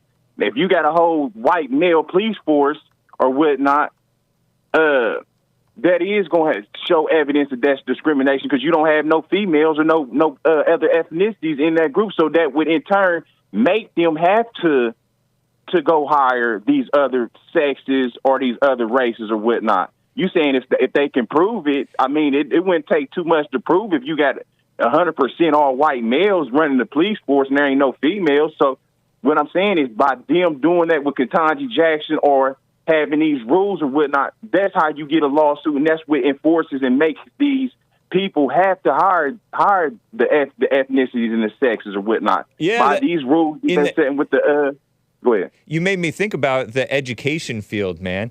In the education field, they are propping up women artificially and doing all this. Affirmative action benefits women the most, more than even the blacks, I think.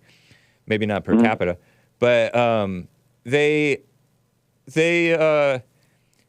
they're like undermining the men and killing the spirits of the boys, and then artificially propping up the girls and setting them up to make them think that they want to be these, what is that word? Ambitious young women who want a career. And that's what a setup for misery for everyone. Yeah. You follow what I'm saying, Dylan? I just... we have a whole culture that...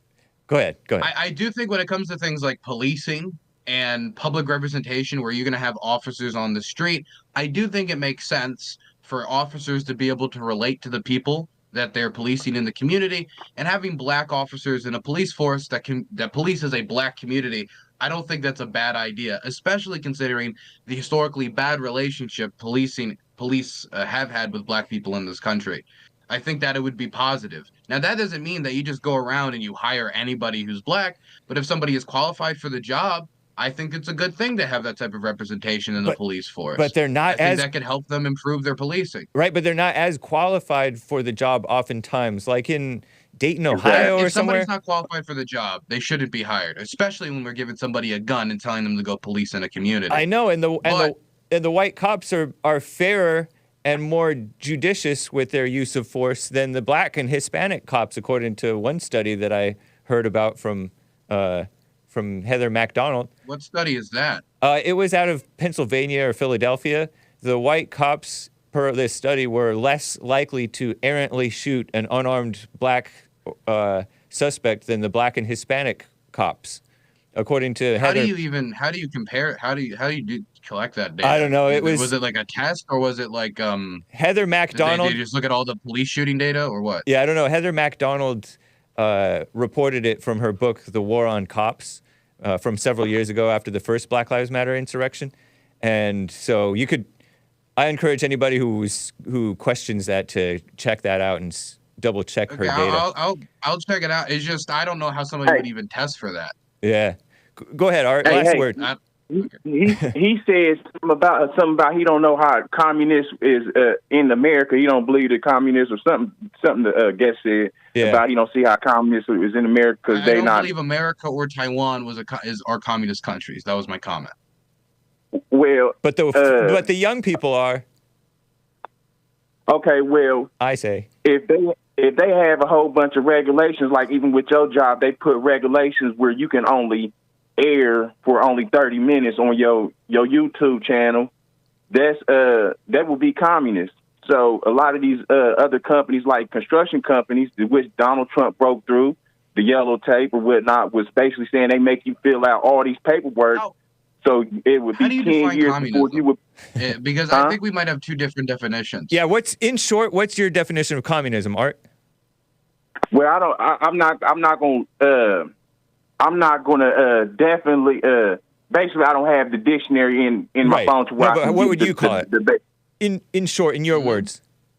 Basically, taken from the rich and given from the poor. Taken what somebody worked hard for, and giving it to somebody that didn't work hard for it. I would call it mama spirit and lies. That's what communism is. Okay, but so you would say that the first time we had a social program in the United States would be when we became a communist country. No, I think maybe John Brown might have been a communist. Maybe, not sure. I think the Civil War type of stuff was kind of certainly led on by the communists. It feels like, because I don't believe that communism is when the government does stuff, and the more stuff the government does, the more communisms it is. I believe communism has to do with who owns the means of production, who, like, worker control of capital, not finance control of capital. And that is just something that does not exist in the United States. Communism is still used as an attack by both the right and sometimes the left in order to attack the other. I don't, and when I say the left, I mean like Democrats and Republicans. Right. I don't believe that we would, under any like classical definition of Marxism or communism, be considered a communist country. If the standard is the more social programs, the more communisms, or if you have social programs, you're a communist state, then this would mean that I think basically the vast majority of UN member states are communist countries. Yes. So, hold up, real quick. Actually, what I'm saying is, what country isn't communist? That would be my question. That's a good question. Go ahead, Art. That's a good question. And I don't have an answer. What I was saying, me neither. What I'm saying though, with them regulations, you might have a company that already know how to do that, to do them that paperwork, and the government the government might be in bed with that company or whatnot because they do it for a cheaper price, but the cheaper price ain't always good work. When you can have somebody that is familiar with the paperwork or whatnot, the yellow tape that they put up or whatnot, and they might charge a little bit more, but they're going to give you better work. But the government won't go with that because they familiar, and that's why I say that's communist, because you're not letting the person with the best do the best job be able to get the work because you putting up a whole bunch of yellow tape and you picking and choosing who you want to let do these jobs. That's communist. Or red tape, government stuff. Well, that's the same difference as taking from the rich and giving to the poor. And from the communists that I know, right, because I do know communists, and I talk to them about what they believe. Under no discussion that I've had with communists that call themselves communists, that have read Marx, that believe in the theory, that believe capitalism will collapse and the workers shall rise up, none of them say to me that our plan is to increase the regulations until communism comes about. And the more regulations we have, the closer we've gotten to communism. You could say, like, oh, it's government overreach. There's other things you could say to go after these regulations if you don't like them. But I believe saying communist is avoiding, like, I think the real discussion to have, which is how do we properly regulate these industries without being too overbearing? All right. Art, I All right, but appreciate that's it, pretty man. good. Yes, sir. I'll catch you later. We rolling with Trump. Indeed we are. Take care, man. Maze, my favorite caller from the sundown town of Dayton, Ohio. Thanks for holding, Maze. You're live with Dylan Burns. Dylan Burns, thanks for holding over, man. Hello, Dylan. Sometimes you have to take the ill and uninformed and help them out, what you have done today, and I'm happy to hear what you did. Because when you talk about Palestine, if they were there first, why don't they have an army and somebody to protect them like the other people that's on their property have? And who's there to protect them? And if they go do all this stuff that they plan on doing, are they going to give those people their land back after they get the people that work with them at one time? Did you follow her? I didn't hear the second question. I heard the first question. What was the second question? They want to bomb up their whole country and just take it and do it the way they want to. Are they going to get off of it when they finish? Or are they going to stay there? Oh, those are actually two really good questions. Now, the first reason as to why the Palestinians don't have an army, they have competing political forces. The Palestinian people are not united politically. In the West Bank, there's Fatah. That's the ruling party. That's the Palestinian Authority there. While in Gaza, they have Hamas. They're the ruling authority. Both have ruled since 2006. They haven't had an election in 15 years. I think it was 15, 16, 17 years. The majority of the people in the Gaza Strip today did not vote when Hamas came to power. And even when the vote did happen, it was a divided vote. But the point is that the Palestinian people are divided, and so they don't have one unified together force. In fact, even in the Gaza Strip, there are different forces. There's Hamas, there's Palestinian Islamic Jihad, and so there's a bunch of different competing Palestinian political factions, many of which have armed wings, which act as the de facto, quote unquote, military of the Palestinians. There are other nations in the region that also support the Palestinians, either through diplomacy, through shipping weapons, or support certain organizations in Palestine. I don't think shipping weapons to Hamas is supporting the Palestinians, but you get what I'm saying. They support those armed groups. So I think a big reason why the Palestinians don't have an armed force is because of that division. And it's also because they don't have control of their country. If you don't have a control of your waters, you cannot accept weapons being shipped overseas. You cannot ship in tanks. You cannot ship in jets. You cannot ship in the things that you would require for a modern army. That's a big reason why Hamas relies on so many, unguided rockets that are not exactly the best. It's because that's all they can really make. That's all they really have available to them. As to the second question, what is Israel going to do after this is all done? And are they going to keep the Gaza Strip? Are they going to leave? Are they going to stay in the Gaza Strip? This is the question that I think is most pertinent going into this war, because the Israeli government has not made it clear what they intend to do once they take over the Gaza Strip. All they have really expressed is that they're going to go into the Gaza Strip, they're going to take out Hamas, and everything past that is kind of a big question mark. And I remember what Joe Biden said during his speech, to not be so hasty after the attack on October 7th, to that after 9/11, Americans were very outraged, but we made certain mistakes. And one of the main mistakes I would say that we made is when we went into Afghanistan, we didn't really have a well thought out follow-up plan. And Barbara Lee was the only person who voted against the invasion of Afghanistan, not because she didn't think we shouldn't take out Al-Qaeda. Every single elected American politician believed we needed to take out Al-Qaeda and kill Osama bin Laden. The reason she voted against it was because she didn't believe we had a plan afterwards. And I think that those words became, kind of prophetic after when we took over and we started to build up the Afghan state. John Bolton, even going into it, there were still disagreements about what we were going to do afterwards. I think it was John Bolton who believed we should invade Afghanistan, then drop the Constitution and leave. Say, here's the Constitution, figure it out. So I don't know what the Israelis are going to do. I've seen some Israeli think tanks that are aligned with Benjamin Netanyahu's government talking about permanently taking over the Gaza Strip and removing it of its population, which I think would be considered ethnic cleansing under international law. I think that's a horrible idea. I think it'll perpetuate the conflict more. The best case scenario is that they remove Hamas and then return control in Gaza to civilians through a democratic election, then leave after a successful invasion. If they're going to invade, I think that's the best case scenario. What path they're going to follow, we still don't know, and the Israeli government has not given many signals.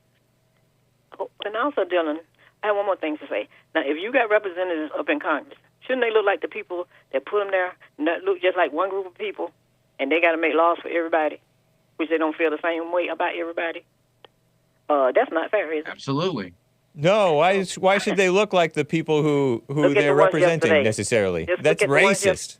Look at the Republican Party. They don't have nobody in there representing too many people. When somebody says look like the people, I think a lot of people assume when somebody says that they just mean race. I don't just mean race. I mean income, pay taxes, I and mean they do everything background, else. I mean so some of the Republicans that's running around. Hold on, Mace. I want our legislators to be able to relate to the people in their districts. Mm-hmm, but income, if you're a bum, and you become a representative. Well, I don't think all Americans are bums, and therefore they elect bum. I know, but there's a significant population of bum Americans, right?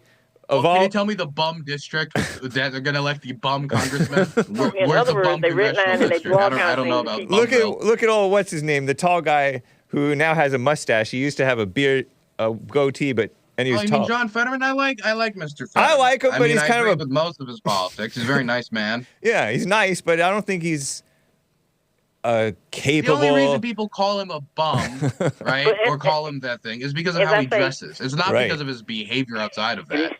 And they don't know think what that being a bum is just about how you dress, right? And people I don't think it's don't that know what simple. a communist is unless they've been to a communist country. And that's why they have laws in this country, because this country used to mistreat people. They had to make laws in order for people to get paid and get jobs. Not necessarily. Did. Well, they were making nothing. So now they can make money. And just because you own a business, just because you started at the bottom, that don't mean you're taking from the rich and giving to the poor. Because the poor is the one that made you rich. And you're not giving them anything. They're just working, and you're getting richer and richer and richer. Not necessarily, man. That's why people are walking off jobs today. That's why they have unions. The rich are why the poor have jobs. Really? In some cases. Like Trump. Trump is rich, but he made a lot of people. He gave a lot of people a living by employing them. It's in their heart, and in the heart of Trump, they don't care about the things that the laws I would point out there's a lot of corporate subsidies that are given to people who design. Not the bad things. Not the laws that he broke. They don't want to talk about the laws he broke because it don't matter to them. Right. Okay. Go ahead, Dylan. There are so many companies, especially when it comes to the pharmaceutical industry, that rely on government subsidies or take large government subsidies to do research, development, or fund their corporations. If the American government is going to be giving American taxpayer dollars to these companies to sponsor the development of these medicines, I believe that these medicines should be given to Americans at either an extremely low price or subsidized in some way to price cap these medicines for working class people to be able to afford the things that they helped fund. And that's the thing that really gets under my skin, is it feels like when we talk about, we're doing government handouts and we're just giving away all the taxpayer dollars. This is only ever brought up when we're talking about Medicare, Social Security, food stamps program, the child tax credit, and things that help working class people. This is never brought up when it comes to the large corporations that get government subsidies, whether it's the agricultural industry, the pharmaceutical industry, whether the oil and natural gas industry. I really believe, I'm not saying that there's never a good reason for the government to subsidize a company. There could be a good reason. But what I am saying is that this thing goes both ways. The government is not just out here to look out for these corporations. They're out here to look out for the American people and make sure they get a fair share of the economic pie. But I don't think the American government should be subsidizing any of that for the most part, because the subsidizing these in the healthcare industry has only made things more expensive, just as it has with the housing. What do you think? But that's how they got rich. I don't think it's the subsidization that made it more expensive. I think it's price gouging and the greed of the industry that has made it more expensive. I don't know how subsidizing any company would make it more expensive. A great example is the agricultural industry. Our sponsoring of the agriculture industry has made food products less expensive. Go ahead, Maze. Last point. I'm saying when you talk about subsidizing different things, those are the people that's getting rich, and the people that's doing the work not getting anything. They should be getting a stipend from it. Our tax dollars paying for it, so we should get something out of it just like they do, and not them get rich and then control how they do it. And then people got to pay an arm and leg for it. Huh. So I want you to go over all the companies that's being subsidized, and then you look at it that way, James, and you will see it differently. But I've never been for subsidizing the medical industry. I haven't been he brought up nothing, the not even the banks. Huh?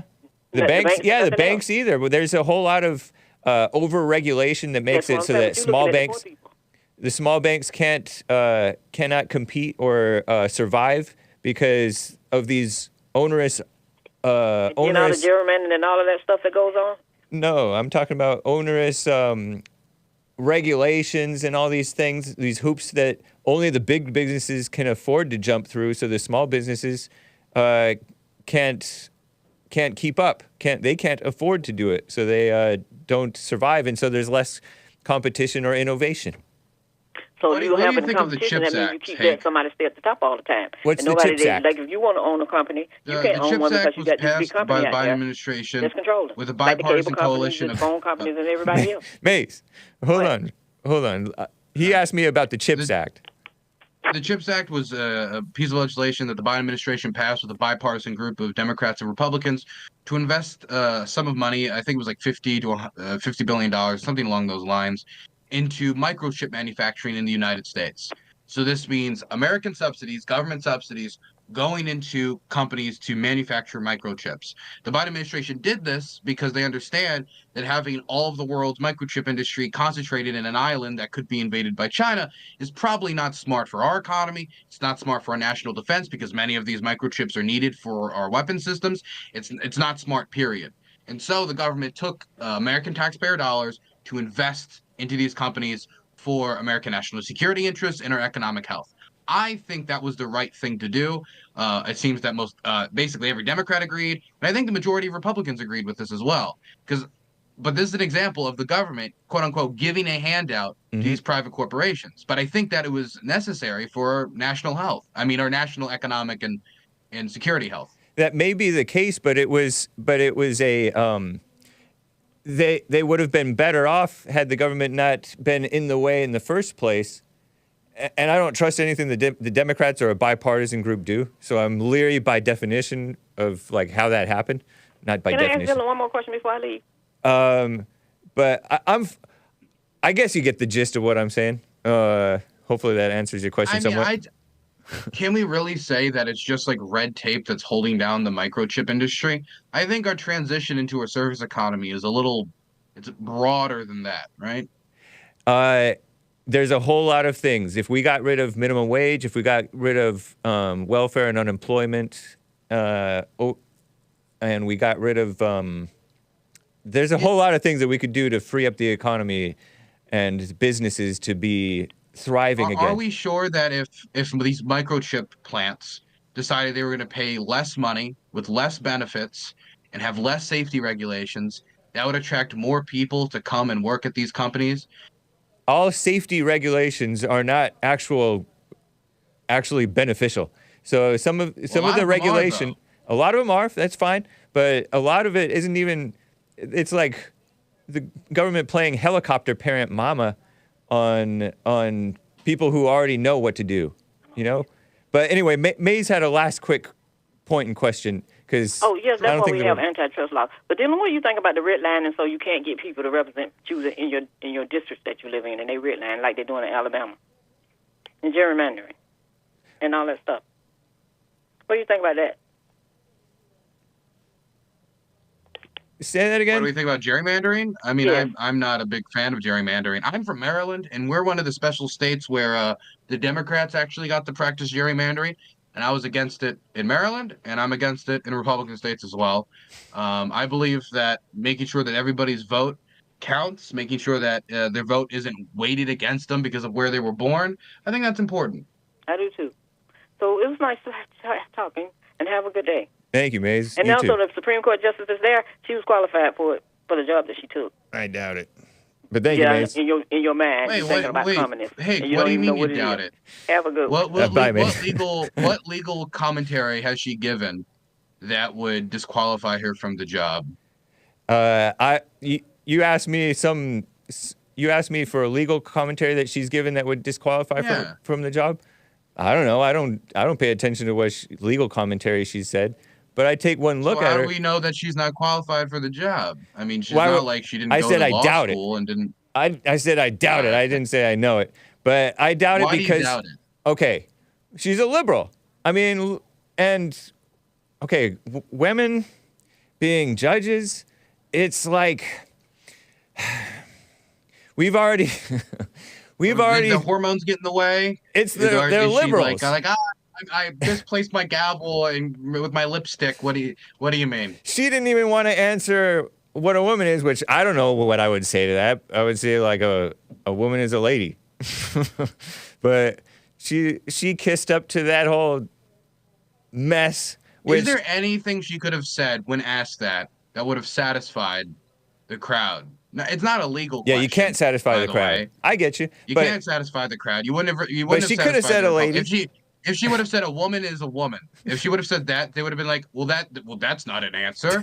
and then they would have been say, see, she can't answer it. If she doesn't answer it, and she refused to answer it, then they're not happy. If she says, well, woman is a complex social, then that's some liberal nonsense. There's nothing she could have said that would have satisfied the crowd. Because the crowd is divided. Kind of separate from the decisions that she's going to be making. I don't know. We'll that see. She's going to determine whether Matt Walsh's documentary about women was good or not in the Supreme Court. The non-binary thing may get to the Supreme Court. It's happening in Japan. What would the decision be? Are non-binary people real? In Japan, aren't they doing something about you shouldn't have to be forced to be sterilized to be recognized as the other gender or something like that? Yeah, well, there's a bunch of regulations on it. The regulations include you cannot have any children under the age of 18. You have to be unmarried. See this? But the point is, it gets to the Supreme Court. There's a bunch of regulations on it that just seem absolutely ridiculous. Yeah, it is ridiculous. It shouldn't even be. What a mess. I have some super chats, man, that I feel I would be remiss not to read in your presence. Okay. Over on, because we got to wrap up here pretty soon here. Being Enlightened Till I Rise says, loving the shirt, Hake. Thank you, Being Enlightened Till I Rise on Rumble. JC, I have a Great White Hope t-shirt. It's President Trump from back in the day. It's a JLP Society6 store. Hi, James. Eye roll emoji. This will not be an everyday thing, me sending a super chat. Please explain what a tar baby situation is. A tar baby situation is when when Putin went into Ukraine and the more he fought, the more he got stuck in there. It's a tar baby. Don't fight with the tar baby. Stay away. And why do you always tune out my brother Frederica? That's rude. I would say it's rare for you to say appreciate your fans. Not a fan of yours, by the way. I'm going to have to read this one tomorrow, man. It's too long. Oh, he says, Dylan. Dylan, stay safe. Whoever sent that super chat to William today deserves a medal about William not being entertaining or funny. And then he says, people whom I hate. Okay. The King of Graduates says, please don't forget to ask Dylan if he feels Trump should be arrested. Do you think Trump should go to prison? Wait, okay. Should he be arrested? I think he already was arrested. So right. That's not really. Okay. So, I mean. Should he have been arrested? Should he go to prison? I mean, I have to look. I have to wait for the case to present all the evidence. I have to look. And I don't know why people are so quick to decide Trump has to go to prison or he doesn't have to go to prison before all the evidence is laid out. I believe that he committed crimes when people committed crimes on his behalf, whether it was the illegal accessing of voting machines, whether it was that call with Brad Raffensperger. I believe he's committed crimes. Whether or not he ends up meeting the standards necessary to go to prison, especially when, and I know that in the eyes of the law, it shouldn't work like this, but we also live in the real world, especially when he's the former president of the United States and the attention that comes with that. I think the odds of him going to prison, actually spending time behind bars, I think is not particularly high. I think the odds of a guilty verdict are much higher than people are suggesting. All right. It's interesting that people are entertaining this as if it's like a real case and not just like a political attack on our greatest president. I mean, it is a real case, right? I mean, if I told you, if we found evidence, if we found out that Joe Biden sent anybody to illegally access voting machines, I would never hear the end of it till the end of time about how this is evidence that the Democrats rigged the vote. But when people did it on behalf of Donald Trump, all of the concerns about voting security went out the window, and now that violation of law means nothing to all of the people who so desperately wanted people to have voter IDs and have all these standards to have people vote. Access the machines before? One of Trump's guy accessing the voting machines illegally, it's perfectly fine. Before or after the vote? I don't like that double standard. Was it before or after the vote? But you're in your imagination about if it happened with Biden. It was after the vote or before? If Biden, it was after the vote, but it's it's after. So that's not going to. That's still accessing people's private information. You shouldn't be able to do that. You can't do that. The voting machines have people's private info. Do you think if I broke in somewhere or I went and I illegally accessed voting data, that the book wouldn't be thrown at me as an average everyday American? That I wouldn't have some legal penalties for that? The country would be divided over you as well, just as they are with Trump. That's true. People would come out and they would, they chant "lock me up," and they would also be, the ride or diers who would break me out of prison. Indeed. Evil is still real says, I guess your show is a little less not morally straight by having a bearded person on, but maybe not.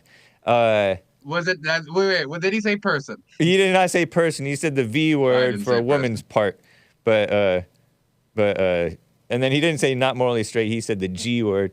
But Being Enlightened Till I Rise says, Hake, great show, man. Good commentary. Great to hear Mr. Burns bring his views to the table, even if he's kind of liberal. Laughing face, sideways, tears coming out emoji. Dylan, man, thanks for coming on. It's been fun having you again. Thank you so much. You have a good one. All right, you too. Guys, this has been the Hake Report. I'll read the rest of your super chats that are not necessarily pertinent to today, tomorrow. Hopefully, Friday. Enjoy some punk rock, ska, Squad 5-0, fight back, and adios, America. Bye. It's the war, we fast stars, I'm a summer, I shut up, bound within our souls.